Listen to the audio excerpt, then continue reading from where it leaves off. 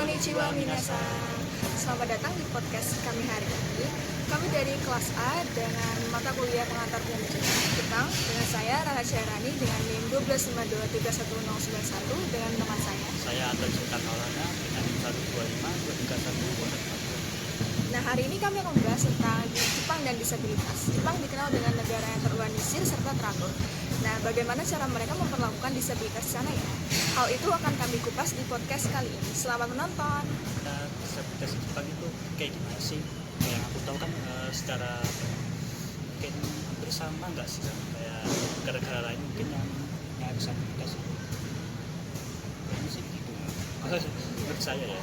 Iya, benar banget. Jadi Jepang mendefinisikan disabilitas dengan sebutan shogaisha. Shoga itu berarti halangan, hambatan, rintangan, atau gangguan. Sedangkan sha yaitu orang. Jadi secara istilah, shogaisha adalah orang yang memiliki halangan atau rintangan di kehidupan sehari-harinya. Aku ada beberapa pertanyaan sih aku simak di sini. Kayak untuk yang pertama mungkin klasifikasi disabilitas Jepang itu kayak gimana sih? Oke, jadi disabilitas Jepang itu dibagi menjadi 4 kelompok berdasarkan undang-undang khusus yang disebut dengan Basic Act for Person with Disabilities. Nah, kelompok yang pertama ada Shinkai Shogai yang terdiri dari 4 kelompok, yaitu yang pertama ada Shikaku Shogai di mana kondisi seseorang memiliki hambatan atau kesulitan untuk melihat benda-benda yang disebut tunanetra. Terus yang kedua ada Chokaku Shogai yang berarti individu yang mengalami kesulitan dalam mendengar suara atau tunarungu. Dan yang ketiga ada Shitai Fujiu yang berarti individu yang mengalami hambatan karena penyakit ataupun luka sehingga salah satu anggota tubuhnya menjadi cacat. Dan yang terakhir ada Naibu Shogai yaitu individu dengan cacat organ dalam yang tidak berfungsi.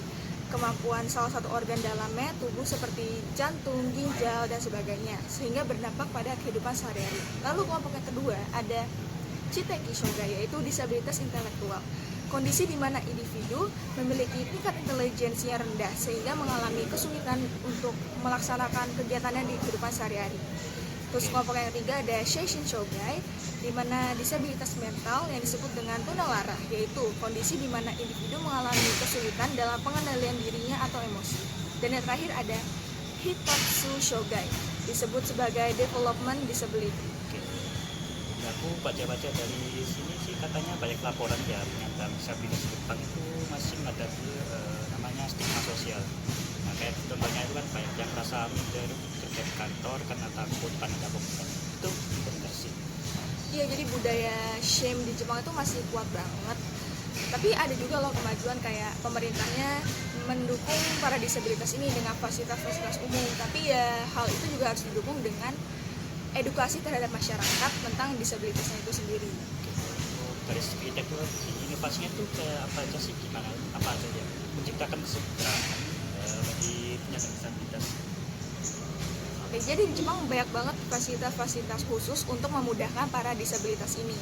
Yang pertama misalnya ada di stasiun kereta banyak banget ditemukan lift serta jalur kursi roda untuk para disabilitas. Lalu juga ada robot asisten yang namanya Paro yang membantu terapi untuk penyandang disabilitas mental. Dan yang terakhir berdasarkan aku tahu itu ada juga tongkat pintar dengan GPS untuk para tunanetra. Mereka mulai mengembangkan teknologi itu seperti yang tadi ya, real time translation itu untuk tapi apakah teknologi itu nggak cukup ya, masih kurang itu mungkin? Iya, kalau dari segi teknologi doang yang dimajuin itu masih kurang karena harus diimbangi dengan edukasi-edukasi tentang disabilitas pada masyarakat. Jadi biar gak ada stigma negatif gitu terhadap disabilitas di sana. Untuk mungkin fasilitas-fasilitas lagi apa ada untuk tanggung jawabannya pemerintahnya atau mungkin bagi kesejahteraan sosial para disabilitas itu? Oh ya, tentu ada. Jadi bantuan bagi orang sakit atau orang lanjut usia dengan usia yang udah cukup tua itu telah lama disediakan oleh pemerintah Jepang, baik oleh pemerintah ataupun perusahaan swasta. Jadi mulai dari 1920-an, pemerintah Jepang berlakukan serangkaian program kesejahteraan yang sebagian besar berdasarkan pada model Eropa dengan menyediakan perawatan medis, dukungan keuangan selama mereka hidup. Selama periode pasca perang, sistem jaminan sosial yang komprehensif secara bertahap dibentuk sampai sekarang.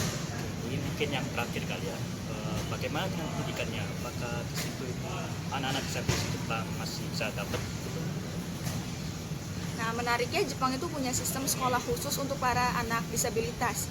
Tapi ya banyak juga sekolah khusus itu terpisah dari sekolah umum. Nah, ini kan masih jadi dilema ya. Karena di satu sisi mereka dapat perhatian khusus, tapi di sisi lain jadi kurang berbaur dengan masyarakat umum. Terus untuk kalau di sektor kerjanya gimana? Ya, itu. Sebenarnya Jepang tuh punya kebijakan kuota kerja untuk para disabilitas. Perusahaan dengan lebih dari 50 karyawan mewajibkan memperkerjakan minimal 2,3% pekerja disabilitas. Tapi sayangnya banyaknya perusahaan ini cuma formalitas doang, jadi realisasinya tuh kurang. Mungkin memang ada faktornya sih ya. Mungkin Iya. mereka ada yang nggak diberi tugas yang berarti itu mungkin mereka rasa terbebani gitu. Iya. Mungkin kayaknya segitu aja ya mungkin ya, karena waktu yang terbatas. Mungkin sekian dari kami. Kalau ada salah kata mungkin mohon maaf dokternya. Iya, dan kita juga bisa menarik kesimpulan, kita bisa belajar dari negara Jepang ya. Semoga Indonesia bisa berkembang kayak Jepang untuk para disabilitas. Ya. Semoga aja. Ya. Oke. Itu dia podcast kami hari ini. Sampai jumpa di podcast-podcast selanjutnya. Bye.